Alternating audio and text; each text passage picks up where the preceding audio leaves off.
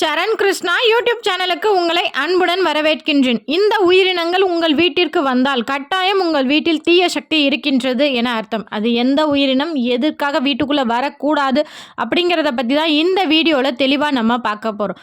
நம்ம சேனலில் உள்ள வீடியோவை ஃபஸ்ட் டைம் நீங்கள் பார்க்குறீங்க அப்படின்னா மறக்காமல் நம்ம சேனலை சப்ஸ்கிரைப் பண்ணி வச்சுக்கோங்க. நம்ம சேனலில் தொடர்ந்து குலதெய்வ பதிவுகள், ஆன்மீக தகவல்கள் வந்து கொண்டே இருக்கும். வாங்க வீடியோக்குள்ளே போகலாம். தீய சக்தி அப்படின்னோடனே ஐயோ பெரிய ஏதாவது ஒரு ஏவல் பில்லி சூனியமாக இருக்குமோ அப்படின்னு சொல்லி கட்டாயம் பயப்பட வேணாம். தீய சக்தி அப்படிங்கிறது உங்களுக்கு மேலே உள்ள கண் திருஷ்டி, தீய பார்வைகள், யாராவது உங்களுக்கு செய்வன வச்சுருந்தாலோ இல்லை பொறாமை பார்வைகள், அதுவே உங்களுக்கு தீய சக்தியாக மாறிடும். ஒருத்தவங்க இப்போ சொந்தக்காரவங்க இருக்காங்கன்னா நல்லா இருக்கப்பா சந்தோஷம் அப்படிங்கிறதுக்கும் இவெல்லாம் நல்லா இருக்கான் பாரு அப்படிங்கிறதுக்கும் நிறைய வித்தியாசம் இருக்குது. உங்கள்கிட்ட நல்லா பேசிட்டு பின்னாடி உங்களை பற்றி அதிகமாக பேசுவாங்க. அந்த ஒரு பொறாமை பார்வை தான் கட்டாயம் உங்களுக்கும் உங்கள் வீட்டிற்கும் கண்திஷ்டியாகவும் தீய சக்திகளாகவும் மாறும். அதற்கு மெயினாக சொல்லணும் அப்படின்னா வீட்டில் உள்ள பெண்களாக இருக்கட்டும், ஆண்களாக இருக்கட்டும், வீட்டில் விளக்கேற்றுவதற்கு தடைகள் வருவது, விளக்க முடியாமல் இப்போ விளக்கணும்பா, விளக்கிட்டு நாளையிலேருந்து தொடர்ந்து விளக்கேற்றலாம் அப்படின்னு நினைக்கிறப்ப அதில் தடைகள் வர்றதா இருக்கட்டும். விளக்கேற்றவே முடியாது அந்த நேரத்தில் பெண்களுக்கு ஒரு சோம்பேறித்தனம் வர்றது, உடம்பு முடியாமல் இருக்குது, கை கால்லாம் அசந்து வருதுப்பா, சத்த நேரம் படுப்போம், நாளைக்கு விளக்கேற்றிக்கலாம் அப்படின்னு அந்த விளக்கேற்றுற நேரத்தில் ஏதாவது ஒரு சோம்பல்தனம், ஒரு உடல் வலி இது போன்று வந்தாலே கட்டாயம் உங்கள் வீட்டில் தீய சக்தி இருக்குது அப்படிங்கிறத நீங்கள் தெரிஞ்சுக்கலாம். அதேபோல் குலதெய்வ வழிபாட்டில் தடங்கள் ஏற்படுவது. ஒருத்தவங்க எனக்கு தெரிஞ்சவங்க குலதெய்வத்திற்காக தனியாக மண்ணகல் தீபம் ஏற்றுங்க அப்படின்னு சொன்னேன். அந்த விளக்கு தனியாக நான் மண்ணகல் விளக்கு புதுசு வாங்கி தான் ஏற்றணும் அப்படின்னு சொல்லிட்டு இருந்தாங்க. அதை போய் வாங்குறதற்கு அவங்களுக்கு 1 மாதம் ஆகுது. அது வாங்கணும்னு நினைக்கிறது ஒரு தடை வர்றது, வாங்கணும்னு நினைக்கிறது தலை குளிச்சிட்டேன் வேண்டாம் அப்படின்னு சொல்லி ஏதோ ஒரு தடைகள் வந்து 1 மாதம் ஆகி அவங்களால இன்னமும் அந்த மண்ணகல் தீபம் வீட்டில் குலதெய்வத்தை நினச்சி அவங்களால ஏற்ற முடியல. அதற்கு பிறகு இப்போ தான் சொல்லிகிட்டு இருக்கேன், அவங்க வீட்டில் தூபம் போடுங்க, வெண்கடுகு சேர்த்து தூபம் போடுங்க. இரவில் ஒரு டம்ளர் தண்ணியில் உப்பு நீங்கள் படுக்கிற அறையில் கட்டிலுக்கு அடியில் வச்சுட்டு காலையில் அதை தலையை சுற்றி கீழே ஊற்றுங்க. இதெல்லாம் சொல்லவும் இதை செஞ்சிகிட்ருக்காங்க. 2-3 நாளாக செஞ்சு இப்போ கொஞ்சம் பரவாயில்ல, எனக்கு உடல் கொஞ்சம் நல்லா இருக்குது அப்படின்னு சொல்லியிருக்காங்க. நீங்களும் இதே போல் உங்களுக்கும் இந்த உடல் சோர்வு, ஏதோ ஒரு சோம்பேறித்தனம் இருந்துக்கிட்டே இருக்குது, ஒரு சுறுசுறுப்பாக எதுவுமே செய்ய முடியல, கடவுளை வணங்க முடியல, கோவிலுக்கு போக முடியல அப்படின்னு நினைக்கிறவங்க கட்டாயம் இது போல் செய்யுங்க. நீங்கள் குளிக்க போகும்போது இது ஆண்களும் தாராளமாக செய்யலாம். ஆண்களுக்கு ஒரு சோம்பல்தனம், வேலைக்கு வெளியில் போகிற வரைக்கும் நல்லாயிருக்கும், வீட்டில் வந்தாலே ஒரு தலைவலி, அசதி, சண்டைகள் அப்படிலாம் வருது அப்படின்னாலே கண்டிப்பாக இது ஆண்கள், பெண்கள், குழந்தைகள் 3 பேருமே இதை முயற்சி பண்ணி பாருங்கள். காலையில் நீங்கள் குளிக்கும்போது ஒரு கைப்பிடி உப்பு எடுத்து உங்கள் தலையை வலதுபுறமாக 3 முறை, இடதுபுறமாக 3 முறை தலையை சுற்றி ஒரு தண்ணியில் போட்டுருங்க. அந்த உப்பு போட்டு அந்த தண்ணியை திறந்து விட்டு அந்த கரைஞ்சதுக்கப்புறம் கால் படாத இடத்துல ஜிங்கில் ஊற்றிடுங்க. நீங்கள் குளிக்கிற தண்ணிலையும் ஒரு கைப்பிடி உப்பு, பெண்கள் குளிக்கும்போது ஒரு கைப்பிடி உப்பும் கொஞ்சம் மஞ்சளும் சேர்த்துக்கோங்க. ஆண்களுக்கு வெறும் உப்பு மட்டும் சேர்த்துக்கோங்க. இதை தொடர்ந்து நீங்கள் குளித்து பாருங்கள், கண்டிப்பாக உங்கள் உடலில் உள்ள தேவையில்லாத கண் திருஷ்டி கட்டாயம் விலகும். உங்கள் வீட்டில் தீய சக்தி இருக்குது அப்படின்னா கட்டாயம் இந்த உயிரினங்கள்லாம் ஈஸியாக நம்ம வீட்டுக்குள்ளே வரும். அதில் முதல் உயிரினம் வௌவால். வௌவால்லாம் இருட்டு அடைஞ்ச இடத்துல, பாலடைஞ்ச இடத்துல தான் இருக்கும் அப்படின்னு சொல்லுவோம்.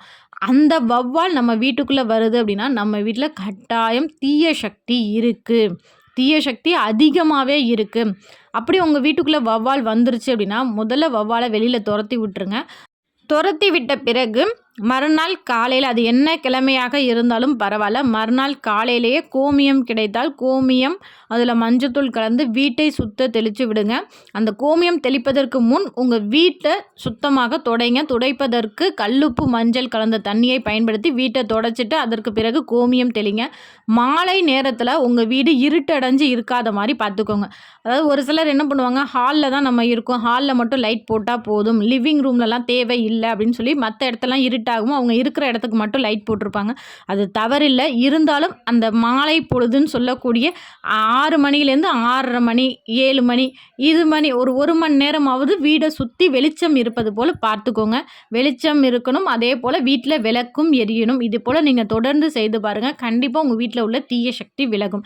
2வது உயிரினம், வீட்டில் பெரியவங்க இருந்தாலே சொல்லுவாங்க, இது போன்ற உயிரினங்களும் வருதா, வீட்டில் சுத்தம் இல்லைனா தான் இந்த மாதிரி உயிரினம் வரும் அப்படின்னு. அது என்னன்னு பார்த்தீங்கன்னா பூரான் மற்றும் செவிட்டு பாம்பு அப்படின்னு சொல்லக்கூடியது. இந்த 2 உயிரினம் வருது அப்படின்னாலே வீட்ல சுத்தம் இல்ல அப்படின்னு சொல்லுவாங்க. அந்த காலத்துல சுத்தம்ங்கிறது எத சொன்னாங்க அப்படின்னா, தாம்பத்திய தீட்டு மற்றும் பெண்கள் வந்து மாதவிடாய் காலத்துல கரெக்டான முறையில குளிக்கணும் அப்படின்னு. எல்லாருமே காலையில எழுந்ததும் குளிக்க வேண்டும். அதுதான் எல்லாருக்குமே நல்லது. அது வந்து சுத்தம் இல்ல, இது தீட்டு காலத்துல இப்படிதான் குளிக்கணுமா, இப்படிதான் குளிக்கக்கூடாதுங்கிறது 3வது பட்சம். காலையில் எழுந்தவுடன் திருமணம் ஆனவர்கள் என்றால் தாம்பத்தியத்தில ஈடுபட்ட உடனே ஆண்கள், பெண்கள் குளித்து விடுங்கள். பெண்கள் வந்து மாதவிடாய் காலத்தில காலைல எழுந்தவுடன் குளித்து விடுங்கள். அது தலைக்கு தான் குளிக்கணுமா, மேலுக்கு தான் குளிக்கணுமா, அவங்கவங்க உடல் வாகை பொறுத்து.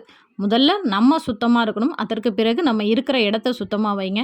மந்திர ஒலியா இருக்கலாம். ஓம்ங்கிற மந்திரமோ, இல்ல உங்க குலதெய்வத்தின் பெயரோ, இல்ல குலதெய்வத்தின் பாடலோ ஏதோ ஒண்ணு ஒலித்து கொண்டே இருப்பது போல பார்த்துக்கிட்டே இருங்க. இது போல மந்திர ஒலிகள் வீட்ல ஒலிக்கும்போது கண்டிப்பா தீய சக்திகள் கட்டாயம் குறையும். ஓணான், தேள், விஷம் உள்ள பூச்சிகள் வீட்டுக்குள்ள வர்றதும் உங்க வீட்ல தீய சக்தி இருக்கு அப்படிங்கிறத கட்டாயம் தெரியப்படுத்தும். ஓணான்லாம் வீட்டுக்குள்ள வந்துச்சு அப்படின்னா, நீங்க செய்கிற செயல்ல கண்டிப்பா கவனம் வேண்டும்.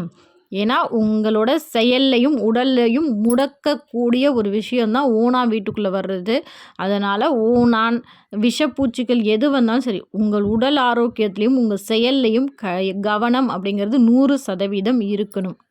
உங்க வீட்ல உள்ள தீய சக்தி விலகணும் அப்படின்னா, முதல் விஷயம் உங்க குலதெய்வ வழிபாடை செய்யுங்கள். ஒரு சிலர் வந்து குலதெய்வ கோயிலுக்கே போக முடியல. தடைகள் மேல தடைகள் வந்துகிட்டே இருக்கு அப்படின்னு சொல்லுவாங்க. அதுவும் உங்க வீட்ல உள்ள தீய சக்திகளும் காரணமா இருக்கலாம். குலதெய்வத்திற்கு பௌர்ணமி நாட்கள்ல பௌர்ணமி பூஜைய பத்தி நம்ம தெளிவா வீடியோ போடுவோம். அதையும் பாருங்க. நீங்களும் உங்களுக்கு தெரிஞ்ச வரைக்கும் பௌர்ணமி அன்னைக்கு காசு முடிஞ்சு வச்சு உங்க குலதெய்வ வழிபாடு செய்யுங்க. வீட்ல எப்போதுமே காலை, மாலை 2 நேரமும் கஷ்டமா தான் இருக்கும். ஆனா, அந்த கஷ்டத்த தாண்டி வீட்ல விளக்கு ஏத்துங்க. வெண்கடுகு போட்டு தூபம் காட்டுங்க. வெண்கடுகு, குங்கிலியம் இதெல்லாம் கலந்து தூபம் காட்டுங்க. வாயில்லாத ஜீவன்களுக்கு உணவு கொடுங்க. இப்போ காக்காவுக்கு சாதம் வைக்கிறீங்க. காக்கா சாப்பிடலைனாலும் பரவாயில்ல. அதில் உள்ள அணில், சிட்டுக்குருவி இதெல்லாம் வந்து சாப்பிடும். காக்காவுக்கு வந்து ஒரு 10 நாள், 1 நாள் வச்சிங்கன்னா கண்டிப்பாக காகம் வந்து எடுத்துக்காது.